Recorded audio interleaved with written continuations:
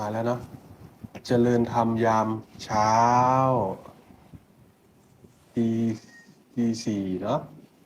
กลับมาพบกันนะช่วงเวลาเช้า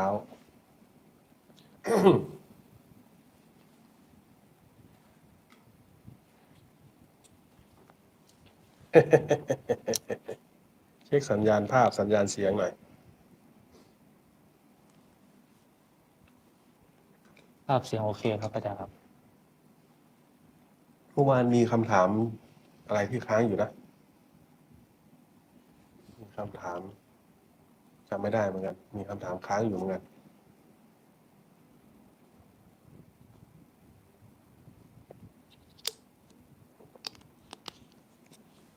เขาถามว่า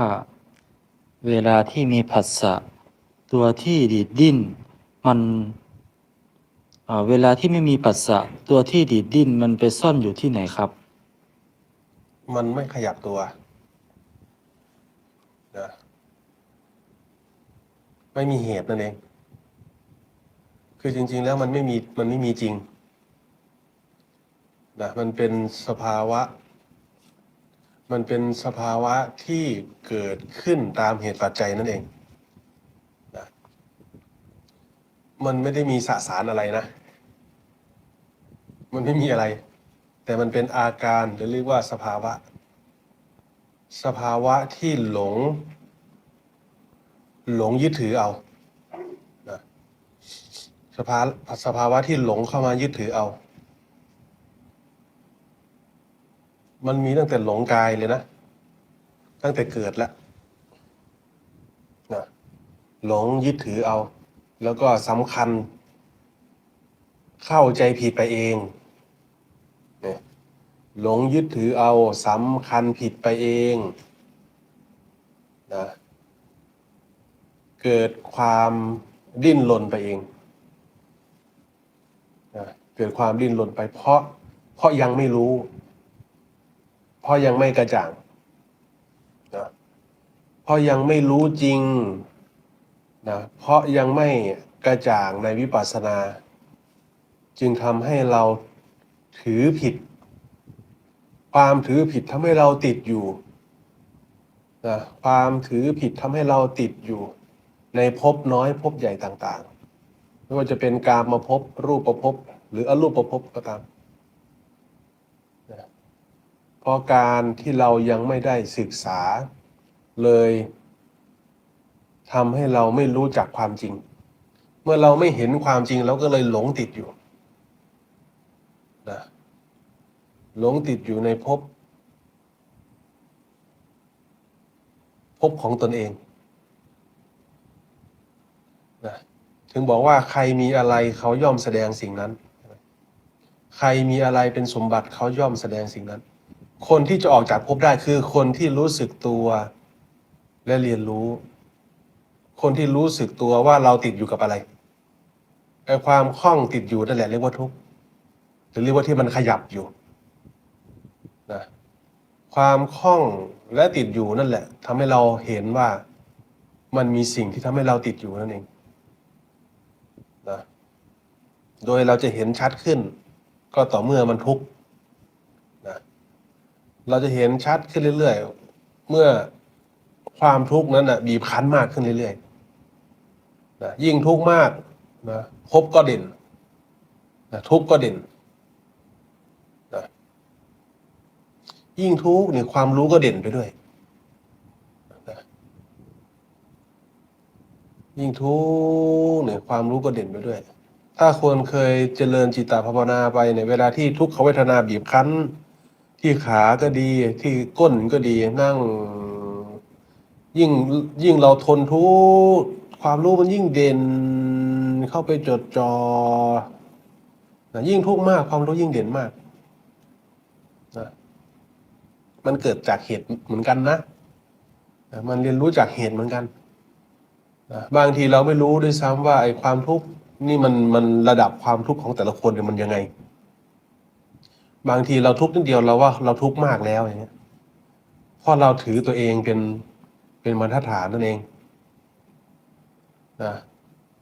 แต่ถ้าเรามองดูดีๆมันทุกข์ไปหมดเลย นะถ้าเรามองดูดีๆเนี่ยมันจะทุกข์ไปหมดเลย บางคนแค่หายใจเข้าก็ทุกข์ละนะทุกข์บางคนคนที่ อยู่ใกล้ความตายนะร่างกายนี่ปวดร้าวนะเหมือนธาตุมันจะแตกอะหายใจเข้าเบาๆก็ทุกข์หายใจออกก็ทุกข์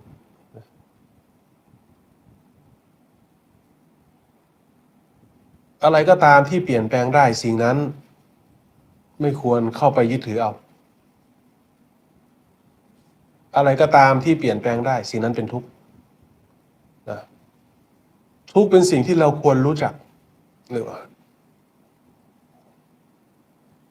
ทุกข์เป็นสิ่งที่ควรกำหนดรู้นะ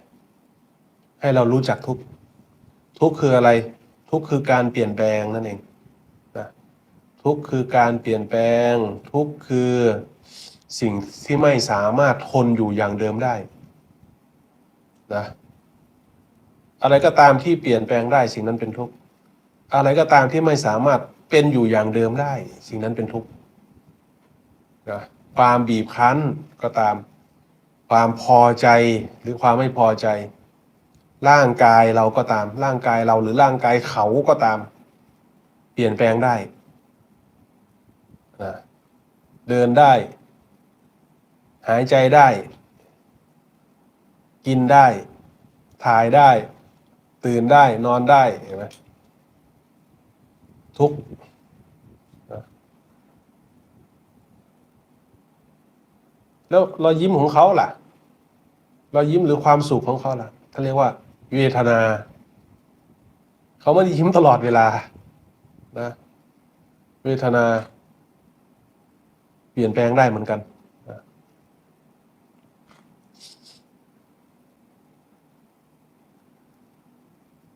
สัญญา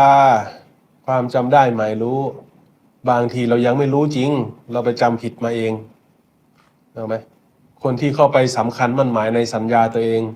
ก็เลยทะเลาะกับผู้อื่นได้ด้วยความมั่นใจนะด้วยความมั่นใจว่าเราถูกต้องแล้วแต่ในความเป็นจริงความรู้เรามันแค่นิดเดียวสัญญาสิ่งที่เราเชื่อนั่นแหละคือสัญญา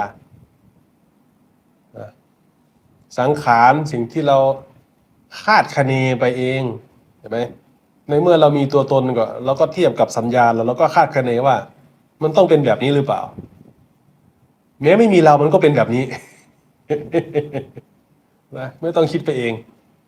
นะเพราะฉะนั้นความคิดไปเองนั่นแหละทำให้เราหลงวนอยู่หลงวนคือเข้าไปยึดถือไปเองนะเข้าไปยึดถือไปเองว่ามันจะต้องเป็นเหมือนอย่างที่เราคิดหรือเปล่าเรียกว่าสังขารนะมันต้องเป็นอย่างนั้นหรือเป็นอย่างนี้เพราะเราไม่รู้จริงเราก็เลยดิ้นรนไปตามสัญญาอารมณ์สัญญาคือความจำได้หมายรู้ของเราที่มีจำกัดเพียงแค่นิดเดียวนะแม้เราตายไปโลกก็ยังคงหมุนไปเหมือนเดิมนึกออกไหมนะแม้เราตายไปทุกอย่างก็ยังหมุนไปตามเรื่องราวในตัวของใครของมันนะเหมือนตอนที่เราเห็นคนอื่นตายนั่นแหละคนอื่นตายคนนั้นก็หยุดแล้วเห็นไหมส่วนคนที่ยังมีชีวิตต่อก็ดำเนินต่อไปสักวันหนึ่งคนที่ดำเนินต่อไปก็ต้องพังลงหยุดลงเหมือนกันคนต่อไปก็หมุนไปต่อ หมุนไปต่อหมุนไปต่อเราจะเห็นก็ตามหรือไม่เห็นก็ตามเราจะรู้หรือไม่รู้ก็ตามสัจธรรมก็คือสิ่งที่หมุนไปตามเรื่องราวของมันอยู่แล้วท่านเรียกว่าอริยสัจคือความจริงความจริงนี้ไม่จำกัดนะ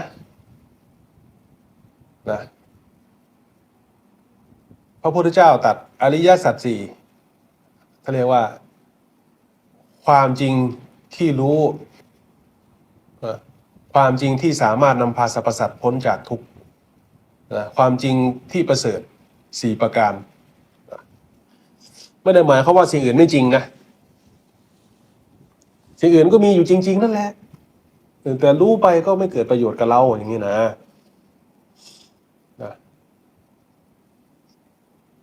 ความจริงอันประเสริฐสี่ประการผู้ที่ศึกษาอริยสัจสี่แล้วย่อมพาตนพ้นจากทุกข์ไปได้นะด้วยการศึกษาทุกข์และเหตุแห่งทุกข์แล้วก็จะเห็นความจริงนะทุกข์กายทุกข์ใจนะทุกข์คือความบีบคั้นความทนไม่ได้นะความบีบคั้นความทนอยู่ไม่ได้นะการเกิดเป็นทุกข์เกิดขึ้นมาแล้วชราเสื่อมสลายไปเป็นโรคภัยต่างๆก็เป็นทุกข์ไม่สบายเลยนะจนไปถึงความตายก็เป็นทุกข์นะความทุกข์ทางใจคือความยึดถือนะความหลงยึดถือหรือความเข้าใจผิดความเห็นผิดนะเข้าไปยึดถือเอานะในกามภพรูปภพอรูปภพนะหลงอยู่ในกามตัณหาภาวะตัณหาวิภวะตัณหานะบีบคั้นนะเห็นไหมเวลาที่อำนาจของตัณหามันบีบคั้นในใจเล่าร้อนลุ่มร้อนสามารถเบียดเบียนตนเองได้สามารถเบียดเบียนผู้อื่นได้ฆ่าฟันห้ำหั่นได้โกรธไงโอ้โหฆ่าฟันได้ห้ำหั่นได้ด้วยความอาฆาตพยาบาทผูกโกรธนะทำไมเราถึงปล่อยพลังทุกข์ทำไมเราถึงเบียดเบียนกันได้เพราะเราเข้าใจผิดไปเองเพราะเราถือผิดไปเองเพราะเราเห็นผิดไปเองนะเพราะเราไม่รู้จริงนะอารมณ์ที่มันดิ้นได้ที่มันขยับเราเราหลงตามมันนะเรียกว่าหลงตามยึดถือเอาไปในสิ่งนั้นนะหลงเอาตามสิ่งที่เกิดขึ้นนั้นนะก็หมุนตามก็หมุนไปในวัฏจักรของตัวเองนะสรรพสัตว์ก็ถูกขังอยู่ในโลกของตัวเองนะใครมีอะไรเขาก็แสดงสิ่งนั้นภพของแต่ละคนก็เลยต่างกันนะบางคนนะเกิดที่อุดรด้วยกันเห็นไหมแต่ภพที่เสวยก็ต่างกันนะ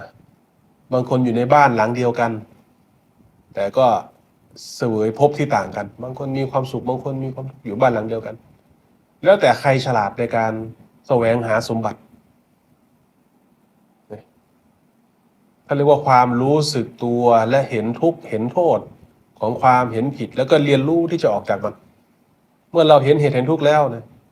หนทางแห่งการดับทุกข์ก็มีเห็นไหมหนทางแห่งการตื่นรู้นะนิโรธะนะคือความดับตัณหา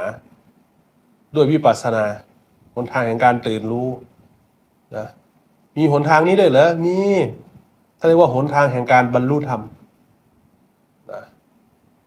บรรลุคือรู้แจ้งนะรู้แจ้งในอริยสัจสี่ความจริงอันประเสริฐสี่ประการนะหรือวิปัสสนาญาณบริบูรณ์คือเห็นความจริงตามความจริงบริบูรณ์นะทางเดินนั้นก็ประกอบไปด้วยมรรคนะมีองค์ประกอบ8ประการนะมีองค์ทั้ง8ประกอบกันอยู่มันจะขาดอย่างใดอย่างหนึ่งไม่ได้นะมรรค8นะสัมมาทิฏฐินะความเห็นชอบนะความเห็นนะที่สามารถเปิดใจในการเรียนรู้ได้นะคนที่สามารถเปิดใจในการเรียนรู้ได้เท่านั้นคนที่ไม่ลำเอียงเพราะรักไม่ลำเอียงเพราะกลัวไม่ลำเอียงเพราะหลงไม่ลำเอียงเพราะความโง่เขลาเปิดใจในการศึกษาได้สัมมาสังกัปปะดำริหรือเป้าหมายนะเป็นไปเพื่อพ้นทุกข์ทำยังไงจุดมุ่งหมายถ้าเรามีดำริว่าเราอยากจะพ้นทุกข์อย่างเงี้ยมีเป้าหมายชัดเนี่ยทางแห่งการละทางแห่งการสละคืนทางแห่งการคลายกำหนัดคลายความยึดมั่นถือมั่นก็ชัดขึ้นมันจะไม่หลงทางนานถ้ามีเป้าหมายนะแต่ถ้าไม่มีเป้าหมายเนี่ยอะไร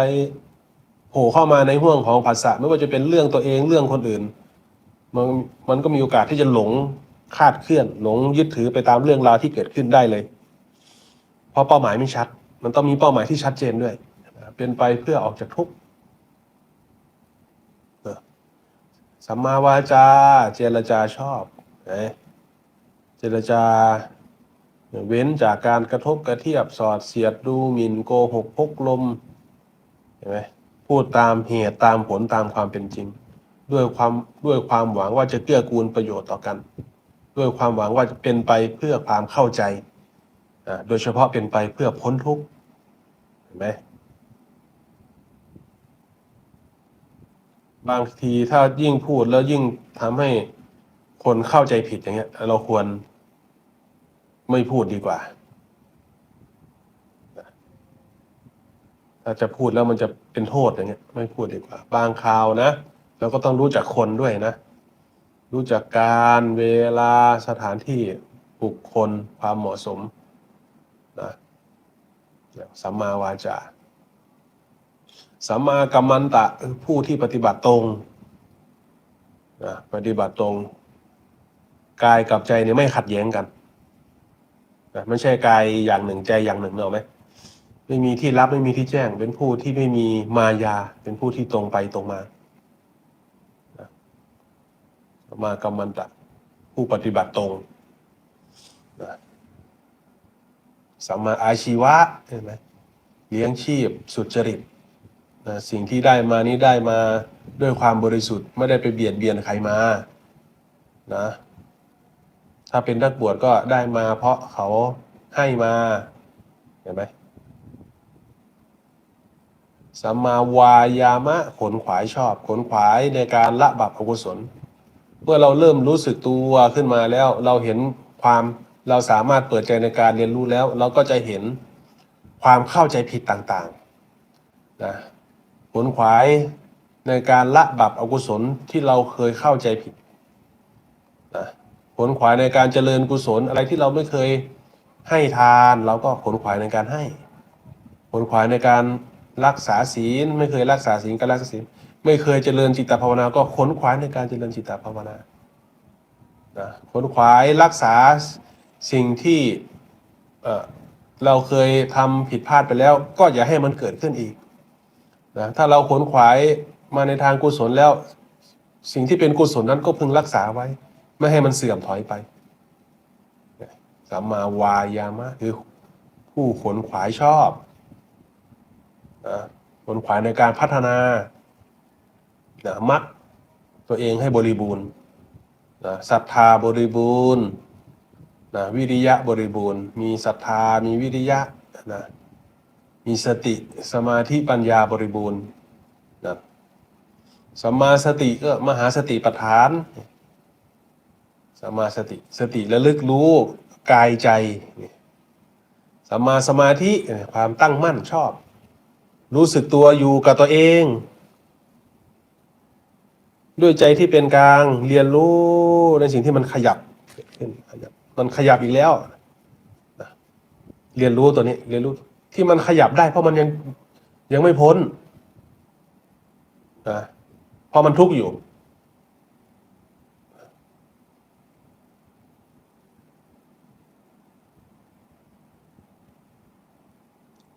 เพื่อให้เห็นทุกข์นั่นเองเห็นทุกข์ไปทำไมเพื่อให้รู้จักทุกข์นั่นเองรู้จักทุกข์แล้วยังไงละเหตุแห่งทุกข์เมื่อรู้จักทุกข์แล้วสิ่งที่เราจะละไม่ใช่ทุกข์นะถ้าเรียกว่าเหตุแห่งทุกข์นะคือตัณหาอะไรเป็นเหตุแห่งทุกข์ตัณหาราคะตัณหาภาวะตัณหาวิภวะตัณหาเมื่อคัดกรองเข้าโอ้มันก็จะเห็นชัดเข้าไปมันบีบคั้นรากก็มันก็มาจากความโลภนี่เองความโลภความโกรธรากของความโลภความโกรธความพอใจและความไม่พอใจรากแก้วมันที่หยั่งลึกลงไปคือความหลงคือความไม่รู้คือความรู้ไม่เท่าทันความเห็นผิดยึดถือผิดพอหลงเข้าไปยึดถือว่าเป็นสุขพอหลงเข้าไปยึดถือว่าเป็นทุกข์จริงๆแล้วไม่ได้สุขไม่ได้ทุกข์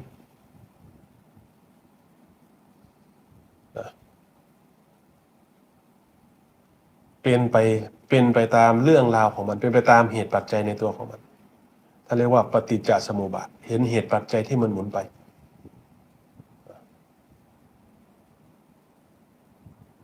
มันหมุนไปตามหน้าที่ของมัน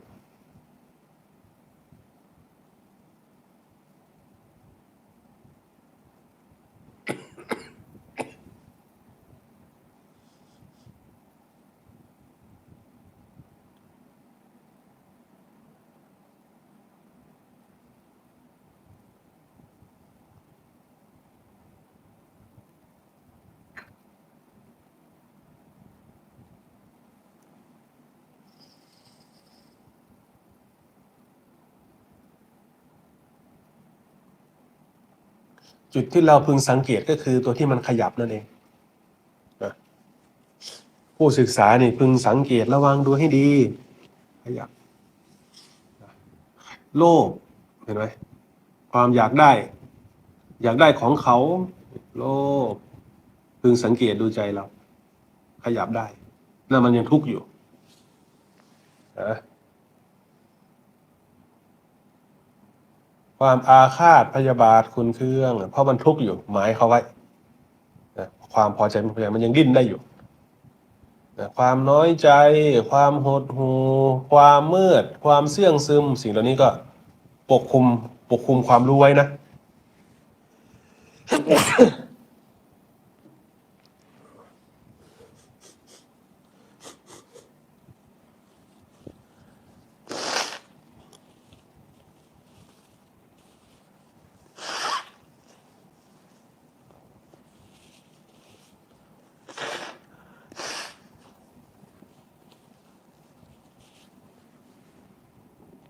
ปกคลุมความรู้ไว้นะความน้อยใจความหดหู่ความสับสนเป็นอารมณ์นะความตนีขี้เหนียวในความหวงแหนความตระหนี่ขี้เหนียว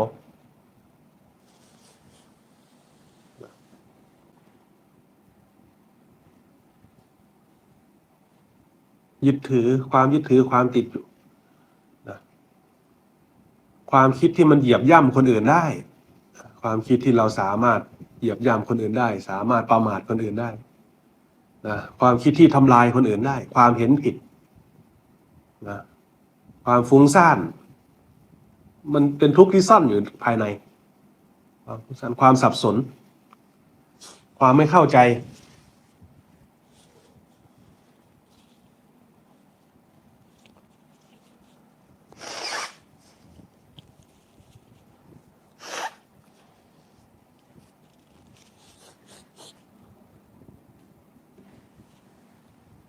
พวกเรากำลังสร้างเหตุกันอยู่นะสร้างเหตุคือขนขวายในการพัฒนาจิตภาวนาก็ดีนะคนที่อยู่ในช่วงของการศึกษาเบื้องต้นในการปรับความเห็นก็อาศัยการเรียนรู้การพูดคุยการถามตอบเนี่ยสร้างเหตุเมื่อเกิดความเข้าใจแล้วก็มาเจริญสติสมาธิให้มีกำลังขึ้นนะฝึกสติให้มีกำลังขึ้นสมาธิมีกำลังขึ้นเพื่อรู้ทันทุกข์รู้ทันการเกิดเพื่อให้มีสติปัญญาแหลมคมรู้ทันความเกิดขึ้นนะบางคนเนี่ยเรียนรู้ได้มีความฉลาดในการเรียนรู้ได้เร็วเพราะบ่มมาแล้วนะแต่ถ้าเราไม่เคยเพาะบ่มมาเลยก็ต้องเข้าใจตัวเองต้องเรียนรู้จากสมบัติของตัวเองถ้าเราเรียนรู้แล้วเราเปรียบเทียบสมบัติของผู้อื่นอยู่มันเนิ่นช้าเราจะสับสนนะสับสนทำให้เนิ่นช้าเพราะเราไม่รู้ว่าของเราของเขาหรือของเราจะเอาอะไรยึดถือเอาอะไรมันจะเกิดความสับสนมันจะเกิดการเปรียบเทียบนะแม้แต่การเปรียบเทียบก็เป็นทุกข์นะเปรียบเทียบเราเปรียบเทียบเขา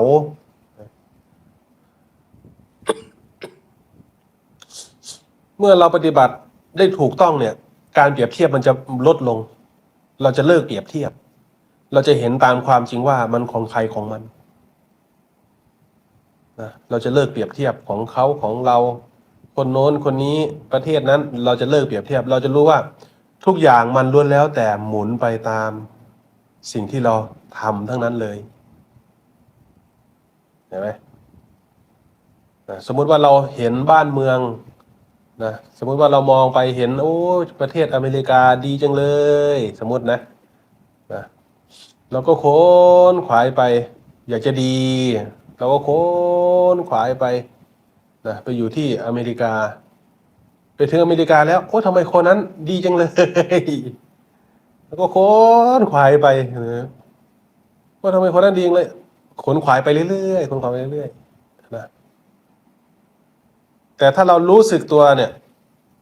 บางทีเนี่ยถ้าเรารู้สึกตัวแล้วเราสามารถยอมรับ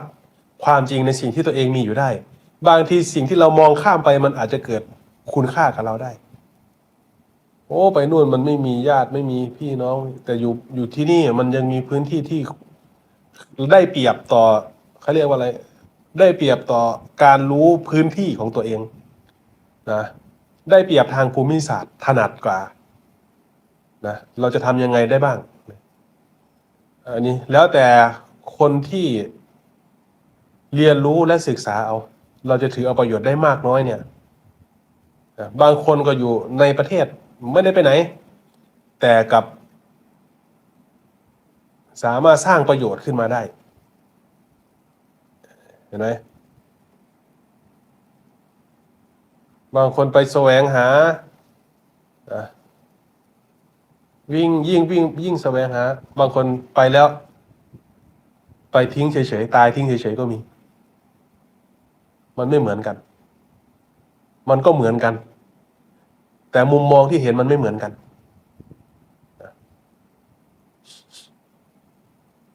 น้อยคนจะมารู้สึกตัวแล้วมาเห็นสมบัติอันล้ำค่าที่ซ่อนอยู่กับตัวเองมันน้อยคนจริงๆน้อยคนที่จะมารู้สึกตัวและรู้จักสมบัติอันล้ำค่า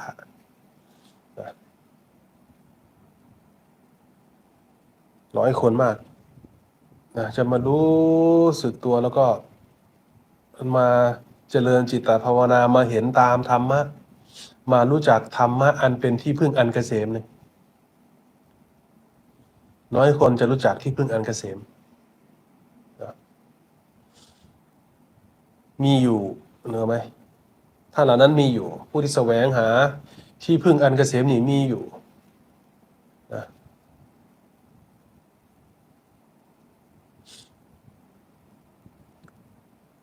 ท่านเหล่านั้นเนี่ยเมื่อถึงที่พึ่งอันเกษมท่านก็เฉยท่านเนอะไหม เมื่อคนที่ค้นพบอิสระค้นพบความสุขอันบวรนะผู้ปราศจากทุกข์แล้วเนี่ยนั่งอยู่เฉยๆก็ไม่ทุกข์มันเฉยไปเลยนะแต่พวกเราที่กำลังแสวงหาความสุขอยู่นี่เพราะเรายังไม่รู้จักความสุขนั่นเองเราก็เลยเที่ยวไปตามโรงละครโรงสุราโรงหนังสถานที่แห่งไหนเขาว่าดีแล้วก็ค้นขวายไปตรงนั้นดีจะหนีไปไกลแค่ไหนสุดท้ายก็ต้องมองกลับมาสู่หัวใจของตนเองนะสมบัติอันล้ำค่าที่แท้มันซ่อนอยู่ภายในตัวเองทุกคนนี่มีความรู้ที่รองรับความจริงอยู่แล้วทุกคนนี่มีความรู้ที่รองรับความจริงอยู่แล้วเพียงแต่เราต้องเปิดใจเรียนรู้ด้วยใจที่เป็นกลางคบหากัลยาณมิตรเราจะได้เห็นในสิ่งที่ไม่เคยได้เห็นเราจะได้ยินในสิ่งที่เราไม่เคยได้ยินเราจะเห็นช่องทางนะในการฝึกจิตตภาวนาของเราให้มีกำลังขึ้นมานะสำคัญอยู่นะแล้วแต่ใครจะสั่งสมอะไรนะ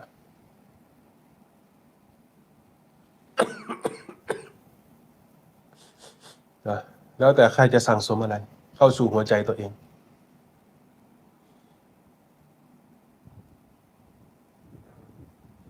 มีคำถามเพิ่มเติมบ้างไหม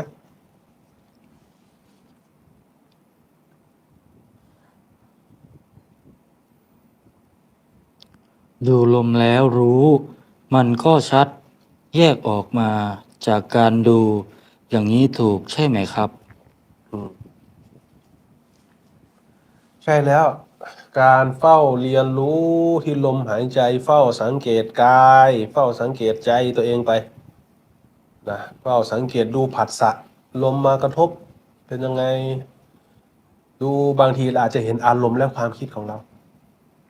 นะจะกลายเป็นผู้เฝ้าสังเกตเห็นอารมณ์และความคิดนะมันต้องมีกำลังของความตั้งมั่นเลยนะเราถึงจะเห็นชัดถ้าเกิดว่าเราไม่ตั้งมั่นเนี่ยมันก็กระโดดไปเรื่องนั้นกระโดดไปเรื่องนี้หมุนเห็นไม่ชัดมันต้องชำนาญในความตั้งมั่นด้วยนะ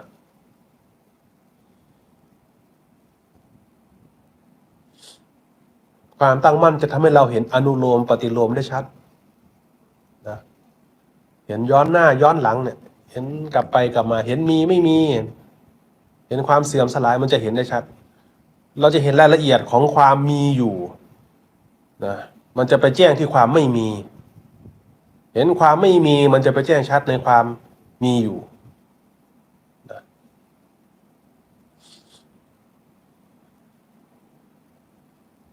เรียกว่าเห็นธรรมคู่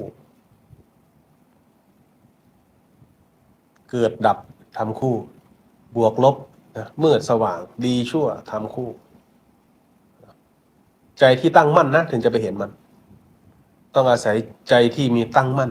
คือมีสมาธินั่นเองนะ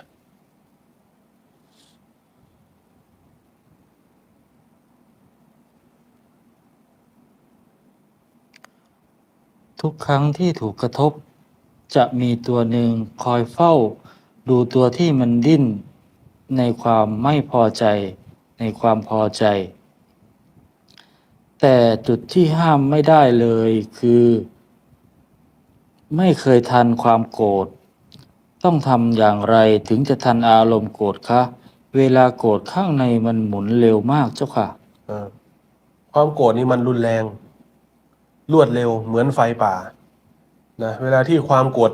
มันสะสมมากำลังมันพร้อมเนี่ยคือมันพร้อมเผาแล้วนะเมื่อสะกิดปุ๊บนี่ฆ่ากันได้เลยโอ้โหไปเลยเอาไม่ทันท่านก็เลยว่าอย่าประมาทความโกรธแม้แต่เล็กน้อยให้เราขี้คายทุกวันเห็นไหมท่านก็เลยสอนให้แผ่เมตตาจิตทุกวันทุกวันไม่ให้ความสุขไม่ให้ความโกรธนั้นสะสมอยู่ในใจเราให้เราขี้คายให้เราเรียนรู้ในการให้อภัยคลายความยึดมั่นถือมั่นเรียนรู้ในการขี้คายความโกรธตลอดนะเพราะความโกรธเนี่ยมันสั่งสมมานานนะเหมือนกันเราสะสมเชื้อไว้สะสมรอวันปะทุออกมาอย่างเดียวนะความโกรธนี่รุนแรงนะเรียนรู้ในการให้อภัยแผ่เมตตาจิตอยู่อย่างสม่ำเสมอนะทำอยู่ตลอดใจเราก็จะอ่อนโยนลงนะมีความเห็นอกเห็นใจมากขึ้น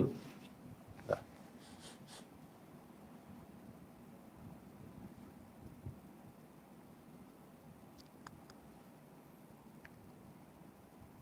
กราบพระอาจารย์ครับ ถามครับ นิโรธในอริยสัจที่บอกว่านิโรธทำให้แจ้ง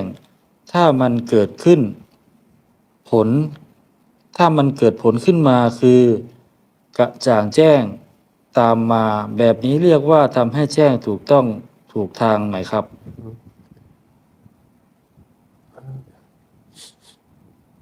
วิปัสสนาเนี่ยทำให้แจ้งนิโรธเนี่ยคือความดับอะไรดับกิเลสนะมันเป็นธรรมคู่กันอะเมื่อแสงสว่างเกิดขึ้นความมืดนั้นก็หายไปมันเป็นธรรมคู่อย่างนั้นคือมันจะพูดเราจะพูดมุมไหนมันก็จะต้องมีอีกมุมหนึ่งโผล่ขึ้นมาเนอะไหมนะเมื่อความรู้แจ้งเมื่อวิปัสสนาบริบูรณ์อวิชชาก็ดับไป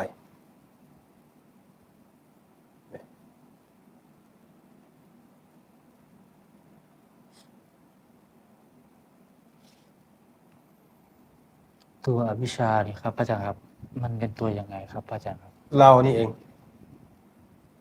นะเมื่อไหรก็ตามที่ยังมีเราอยู่เนี่ย มันก็ยังคล้องอยู่ตลอด แต่เมื่อไหรก็ตามที่หมดเราแล้วเท่านั้นแหละนะไม่มีเราแล้วเท่านั้นแหละ มันก็จะมีแต่ความจริงล้วนๆเลยทีนี้นะปัญหาคือเราเองนี่แหละคือกิเลสใหญ่ที่สุดก็คือตัวเองนี่แหละนะ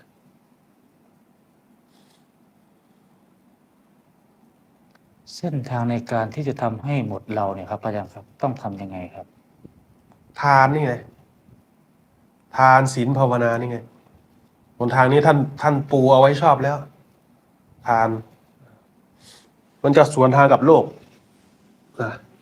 การสลัดคืนการคลายความยึดมั่นถือมั่นจากเรื่องหยาบๆไปก่อนเนี่ยเราจะเห็นความหวงแหนเรื่องต่างๆออกไปถ้าเราสามารถสลัดออกไปได้มันก็จะเริ่มเข้ามาภายใน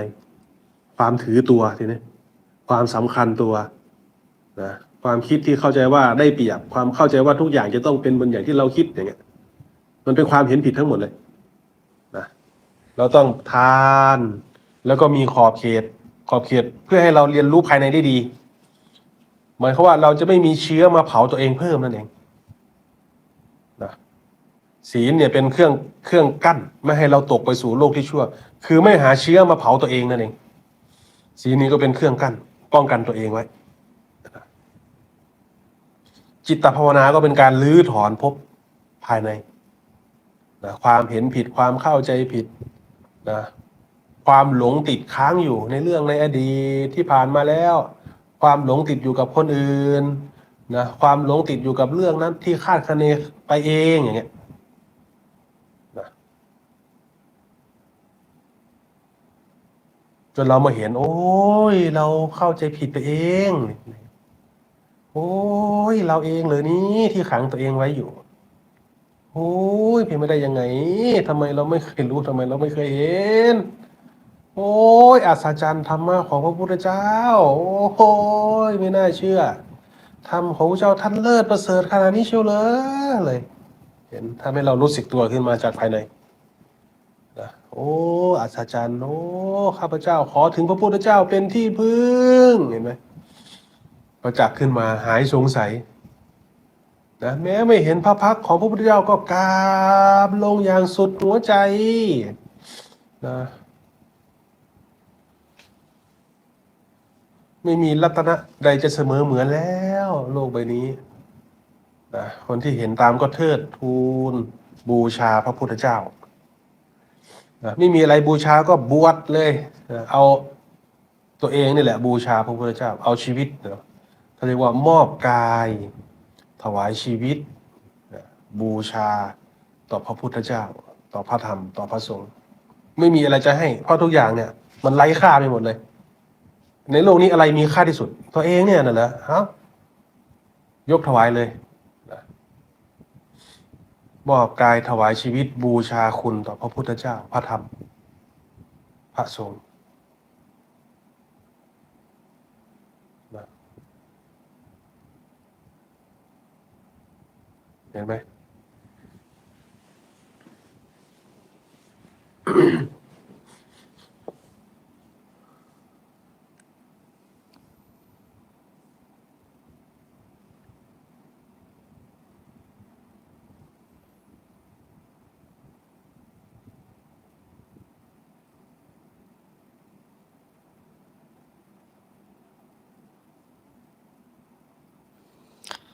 ช่วงแรกที่ลองปฏิบัติดูลมตามคำสอน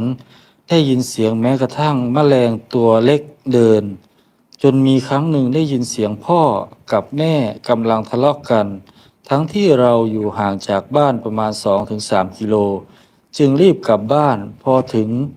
ก็ทะเลาะกันจริงๆความจริงแล้วมันบังเอิญหรือมันเกิดขึ้นได้จริงครับกราบสาธุครับจิตละเอียดเนี่ยรู้ได้จริงนะถึงบอกว่าผู้รู้มันมีมันจะรู้มันเร็วมันรวดเร็วมันคล่องตัว อันนี้มันเรื่องหยาบๆหรอกนะเรื่องหยาบๆเรื่องโลกหรอกนะแต่ความรู้ประเภทนี้มันทำให้เราคล่องอยู่กับโลกนะแต่ถ้าเราจะหาทางพ้นทุกข์เนี่ยอย่าส่งจิตออกนอกคือให้รู้ทันสิ่งที่เกิดขึ้นภายในสิ่งที่ภายนอกก็จะหลอกให้เราเข้าไปรู้แต่มันรู้ได้จริงนะความรู้เวลาที่ใจเราเนี่ยสงบระงับเป็นสมาธิเนี่ยมันรับรู้คลื่นต่างๆเนี่ยรับรู้ได้เลยนะ แต่เราไปรู้สิ่งอื่นเนี่ยมันไม่มันไม่ใช่ทางมรรคแต่ถ้าเรามีความปรารถนาที่จะพ้นทุกข์เนี่ยเราต้องมาเฝ้าดูไอ้ตัวที่มันดิ้นนี่แหละนะเนี่ยทางมรรคอย่าส่งจิตออกนอกนะเฝ้าดูอยู่ตัวที่มันดีดมันดิ้นเฝ้าดูตัวนี้เฝ้าจดจ่อดูมันอยู่ตัวเดียวเลยนะ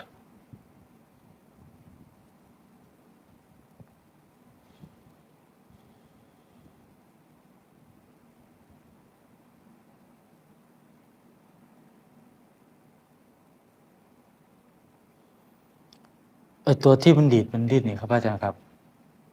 มันคือกิเลสใช่ไหมครับอาจารย์ครับ ใช่แล้ว แล้วมันจะดับลงเนี่ยมันก็จะดับลงด้วยเหตุของมันเองใช่ไหมครับ ด้วยการที่เราปฏิบัติ รู้ทัน เรื่อยๆอย่างนี้ ถ้าเรารู้ไม่ทันก็ดับไม่ได้นะถ้าไม่มีกำลังก็ฆ่ามันไม่ได้ มันต้องมีสติสมาธิปัญญาบริบูรณ์ เหมือนเวลาที่อารมณ์มันเกิดขึ้นเนี่ย มันจะก่อตัวขึ้นมา ตั้งเขาก่อน เราจะเห็นความจริงของมัน การสลัดคืนกับการจมอยู่เนี่ยไม่เหมือนกันนะคนที่มีกำลังแล้วเนี่ย มันอยู่ไม่ได้ มันสลัดคืนหมดเลยไอ้เขาที่มันมาเนี่ย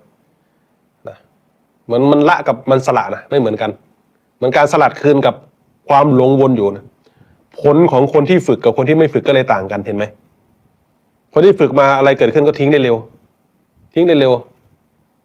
นะเสียงนะถ้าเราไปอยู่ป่าเนี่ยเสียงใบไม้ร่วงปุ๊บทิ้งเร็วกับทิ้งช้าไม่เหมือนกัน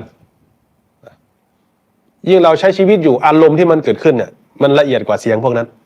ทิ้งเร็วกับทิ้งช้าเนี่ยไม่เหมือนกันนี่คือความคล่องของคนที่ฝึกสติกับคนที่ไม่ได้ฝึกสติมันต่างกันตรงนี้ไม่ได้ฝึกแล้วยังมีความเห็นผิดอีกอยู่อย่างเงี้ยนะเข้าใจผิดไปอีกนะเสียงไม่มีคนว่าก็เข้าใจว่าเขาด่าตัวเองไม่มีคนคิดปองร้ายก็คิดปองร้ายตัวเองอย่างเงี้ยนี่คือความต่างแต่คนที่ฝึกสติสมาธิอยู่ตลอดเนี่ยพอเห็นมันเริ่มตั้งเขาก็รู้แล้วว่ากองทัพมารกำลังลุมเข้ามาก็ตั้งมั่นอยู่เผชิญอยู่โดยที่เราไม่เข้าไปพัวพันกับมันเรียนรู้ในการสลัดคืน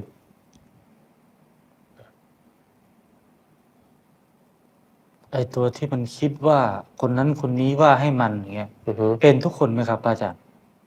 มันก็แล้วแต่เราสั่งสมไว้ ถ้าเกิดว่าเราไม่มีสมบัติที่เราฝังไว้ดีแล้ว มันจะมีความน้อยใจมีความคิดมากอยู่ มีการเปรียบเทียบอยู่ แต่ถ้าเราฝังสมบัติเอาไว้ดีแล้วทำมาที่เรียกว่าฝังสมบัติ คือบุญกุศล บุญกุศลเนี่ยเป็นที่พึ่ง จุดนี้ก็เป็นจุดต่างกันของคนที่มีบุญกับคนที่ไม่มีบุญ คนที่มีบุญเขาก็จะมีเครื่องระลึก เมื่อเขาระลึกถึงเขาก็จะชื่นใจ อย่างเช่นคนที่ไม่เคยเบียดเบียนใครเลยในสังคมนะมีความกตัญญูระลึกถึงเขาก็ชื่นใจไม่หวั่นไหวกับเรื่องราวต่างๆเพราะปกติมันเป็นอย่างนี้อยู่แล้วแต่สำหรับคนที่ไม่เคยฝังสมบัติลงสู่ใจเลยไม่มีบุญไม่มีกุศลเลยก็มีแต่ความวิตกกังวลมีแต่ความหวาดกลัวแม้แต่หาทรัพย์มาก็กลัวว่ามันจะหายไปนะว่ามีอะไรก็วิตกกังวลหวาดระแวงไปนี่คือความต่างนะท่านถึงสอนให้เราฝังสมบัติลงสู่ใจตนให้ดีท่านเรียกว่าอริยทรัพย์นะสมบัติที่ฝังเอาไว้ดีแล้วนะฝังเอาไว้กับพ่อแม่กับญาติกับครูบาอาจารย์ฝังไว้กับการสร้างเจดีย์วิหารอะไรพวกนี้สาธารณประโยชน์ทำประโยชน์สมบัติเหล่านี้ก็จะเป็นสมบัติที่ฝังไว้ไม่มีใครสามารถปล้นไปได้แย่งไปได้ไม่กลัวเพราะเราทำไว้แล้วไม่กลัวแต่ถ้าคนไม่ได้ทำไว้ไม่ได้ให้ทานไม่ได้รักษาศีลหาทรัพย์มีตำแหน่งก็กลัวจะพัดพรากจากตำแหน่งนั้นกลัวนะขึ้นอยู่กับความฉลาดในการขนขวายสร้างสมบัติประกอบใจตนนั่นเองอริยทรัพย์นี่ครับอาจารย์ครับ ถ้าเราไม่พ้นในชาตินี้ มันก็จะตามเราไปทุกภพทุกชาติ ใช่แล้วเป็นนิสัยของเรา มันจะมีความภูมิใจในตัวเองนะไม่ว่าจะเป็นรูปอันสวยงามยศถาบรรดาศักดิ์ทรัพย์อุปโภคบริโภคล้วนแล้วแต่มาจากบุญที่เราฝังเอาไว้ดีแล้วทั้งนั้นนะอย่าไปอิจฉากันเลยเขาทำมาดีนะแต่ถ้าเขาทำมาดีแต่เขายังเป็นผู้ประมาทในชาตินี้อย่าไปอิจฉาเขาเลยนะทรัพย์ของคนดีแม้น้อยก็พึ่งพาอาศัยได้นะทรัพย์ของคนชั่วแม้มีมากก็อย่าคิดหวังพึ่งเลย นะทรัพย์ของคนดีแม้น้อยก็พอชื่นใจนะเหมือนน้ำบ่อน้อยนะเหมือนน้ำบ่อน้อยเห็น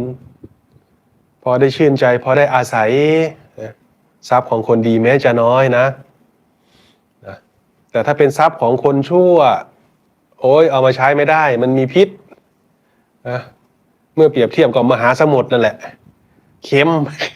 โอ้ยนะเค็มปีเลยกินไม่ได้นะ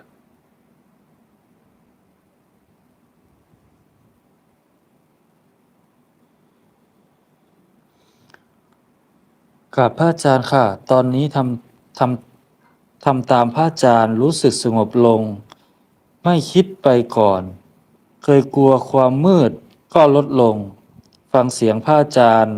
แล้วเย็นดีค่ะกราบขอบพระคุณค่ะ สาธุนะผู้ที่ได้รับประโยชน์เนาะอนุโมทนาด้วยเนาะดีแล้ว พระอาจารย์ครับ การฟังธรรมะ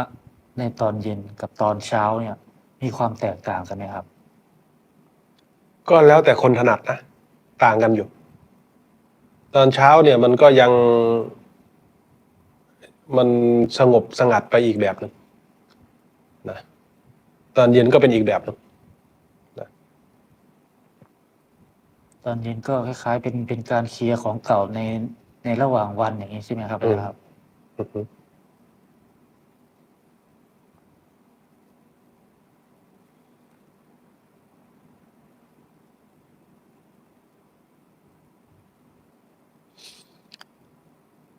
ถ้าเราเสียชีวิตจิตสุดท้ายเราจะไปไหนคะ ถามยากโพด ลองตายดูก่อนไหมจะได้รู้ ไม่ถามไหมโอ้ยคำถามเนี่ยมันเป็นจินตนาการเป็นการคาดคะเนดีนะไม่ใช่ว่าไม่ดี แต่ถามว่า เหมือนตอนที่เรานอนหลับฝันเนี่ย เราสามารถเลือกได้ไหมเลือกไหมแต่ถ้าเรามีความคือเราทำทุกอย่างไม่ข้างค้างแล้วอ่ะ คือมันพร้อมอ่ะ เราพร้อมที่จะเผชิญเนี่ยไม่ได้ไปถามละว่าจะไปไหนนะ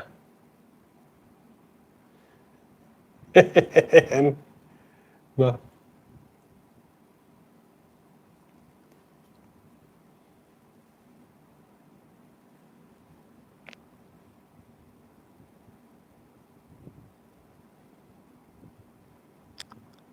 พระอาจารย์ครับ เราจะเอาชนะความกลัวได้อย่างไรครับ เรียนรู้ในการเผชิญหน้ากับมันนะไม่ใช่ว่าเราไม่เคยกลัว แต่เราเรียนรู้ที่จะข้ามมัน เรียนรู้ในการเผชิญหน้ากับความกลัวนั้น เรากลัวอะไร ต้องรู้เลยนะ กลัวความมืดอย่างเงี้ยอ้าวแล้วเวลานอนทำไง กลัวความมืด หลับตา มืดลืมตาไว้ เราก็ต้องรู้ว่าเรากลัวอะไรด้วยนะ ไม่ใช่กลัวมั่วซั่วเด้นะถ้าเราต้องอาศัยสติปัญญา เหมือนเรากลัวที่จะลงไปเดินจงกรมแต่มันไม่ได้บอกโดยตรงนะกลัวความมืด เพราะไม่รู้ว่าลงจะไปเจองูหรือจะไปเจอผีหรือจะไปเจออะไรก็ไม่รู้เนี่ยกลัวอย่างเดียวเลยเอาแล้วแล้วการลงไปเดินจงกรมเนี่ย มันเป็นคุณหรือเป็นโทษนั่นแล้วเมื่อก่อนเราไปเที่ยวเนี่ย มันไม่น่ากลัวกว่านี้เหรอไม่น่ากลัวไฟมันเปิดเต็มเลยอาจารย์แต่การเปิดไฟเต็มนั่นน่ะ เรารู้ได้ไงว่ามันมีสิ่งที่มันเป็นเครื่องหลอกล่อให้เราไปติดอยู่ในนั้นนะเครื่องหลอกล่อให้หลงไปตามรูปเสียงกลิ่นรสสัมผัสติดอยู่ในอารมณ์ติดอยู่ในกามหลอกล่อให้เราไป แล้วเราไปเจอคนเมาที่คนที่เขาไม่ได้รักษาสติ เราไปเจอคนที่เขามีความหลงอยู่คนที่เขามีความเมาอยู่นะคนที่เขากระหายในการเบียดเบียนอยู่เห็นไหมการยื้อแย่งแข่งขันอยู่ เราดิ้นรนไปสู่เพลิงกิเลสเราไม่กลัว เรากับบ้าบินพอที่จะยินดีในการกระโดดเข้ากองไฟ กับการลงไปเดินจงกรมท่ามกลางความมืดอันไหนมันจะคุ้มกว่ากันแล้วทำไมเรื่องนั้นทำไมเรากลับกล้า แล้วทำไมเรื่องนี้ ถึงบอกว่าคนดีทำดีทำง่าย คนดีทำชั่วทำยาก คนชั่วทำชั่วทำง่าย คนชั่วทำดีทำยากนะแต่ไม่ได้ไปวัดคนอื่นนะมาวัดดูใจตัวเองนี่แหละ ว่าเรื่องที่เราทำเนี่ยเป็นเรื่องที่ดี เรามีความกล้าหาญที่จะก้าวผ่านไหมความดีที่เราจะทำนั่นนะแม้แต่ทานเนี่ยมันยังมีมาตัวสกัดไว้เลยนะเมื่อก่อนเนี่ยโอ้กินเหล้านี่ เสียเป็นหมื่นสบายไปเห็นวัดกฐิน20 บาท มันถนัดไม่เหมือนกันเนอะไหมบางคนโอ้เขาให้น้ำหนักไม่เหมือนกันคือโฟกัสของคนที่ให้น้ำหนักเนี่ยไม่เหมือนกันเอาไปทำมันเห็นประโยชน์ที่ต่างกันแล้วแต่ใครจะเห็นประโยชน์นะคนที่มีสติปัญญาก็ฝังสมบัติเอาไว้ดีแล้วคนที่ไม่ได้ฝังสมบัติเอาไว้ก็กลัววิตกกังวลหวาดกลัวเรื่องไม่น่ากลัวก็กลัวได้เนี่ยนะถ้าเราเจาะลึกลงไปเรื่องความกลัวเราจะเห็นเลยมุมที่มันซ่อนเราไว้นะเราจะต้องรู้ว่าเราจะต้องเขาเรียกว่าศึกษานั่นเองนะศึกษาในการเผชิญความกลัวเรียนรู้นะแล้วเราจะเห็นแง่มุมต่างๆที่มันปกปิดเราเอาไว้นะอาจารย์ครับเมื่อเราสังเกตเห็นแล้วว่ามันกลัวผีเนี่ยครับเราจะทำยังไงดีครับอาจารย์ครับเรียนรู้ในการก้าวข้ามมันนะผีนี่คือใคร มันสีเก่งแท้ผีนี่เมื่อไหมทำไมเราไม่กลัวความชั่วของตัวเองเป็นผีมันจะทำอะไรได้เป็นผีแล้วนี่นะแม้แต่ร่างกายตัวเองบอกให้ยืนมันก็ไม่ยืนนะเห็นไหมทำอะไรก็ไม่ได้มันน่ากลัวตรงไหนนะมันน่ากลัวตรงรูป ตัวเองก็จะเป็นผีอยู่แล้วกลัวอะไรล่ะทีนี้ เขาเรียกว่าเจาะลึกเลยศึกษาให้มันลึกลงไปว่า ที่แท้เรากลัวอะไร จริงๆแล้วเนี่ยมันไม่จริงๆแล้วมันเป็นมารเนี่ยจะมาสกัดกั้นไม่ยอมให้เราทำให้สำเร็จพวกเนี้ยความกลัวมันจะสร้างเรื่องราวต่างๆมาบล็อกเราไว้หมดเลยมันเลยน่าขำคือตัวเองเนี่ยหลอกตัวเองไว้มันบล็อกไม่ให้เราทำว่างั้นเถอะทำไมไม่กลัวตัวเองบ้างอย่างเงี้ยกลัวผีใครผีมันน่ากลัวตรงไหนผีเนี่ยนะหาอะไรกินก็ไม่เป็นทำงานก็ไม่เป็น วันๆเฮ้โอ้ย น่ากลัวตรงไหนก็ไม่รู้นะมันเคยมีสัญญาตรงที่ว่าสมัยก่อนเนี่ยครับตามบ้านนอกเราครับจะมีผีปอบมาเข้าคนแล้วคนนั้นตายอย่างเงี้ยครับอาจารย์ครับมันก็เลยกลัว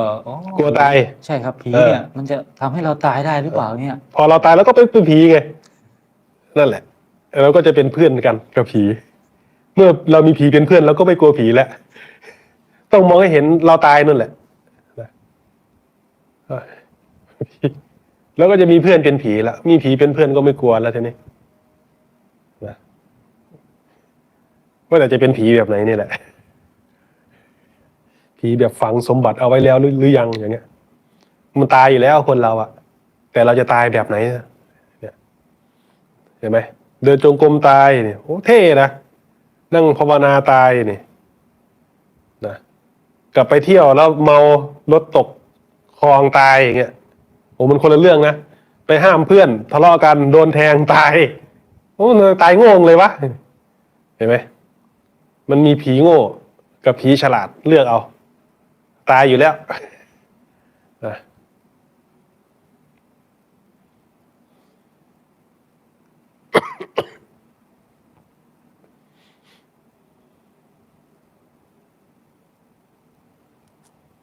กับสาธุเจ้าค่ะพระอาจารย์อธิบายได้ชัดเจนมากเจ้าค่ะ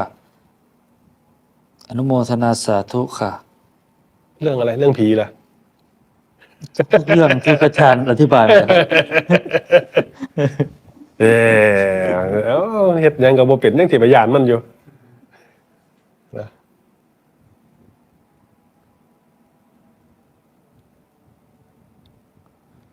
ก็วันนี้ก็56 นาทีแล้วครับอาจารย์ครับ โอเค ขอให้เจริญในธรรมเนาะจนสามารถก้าวผ่านล่วงพ้นความทุกข์ได้ โดยทั่วหน้ากันทุกท่านเทิ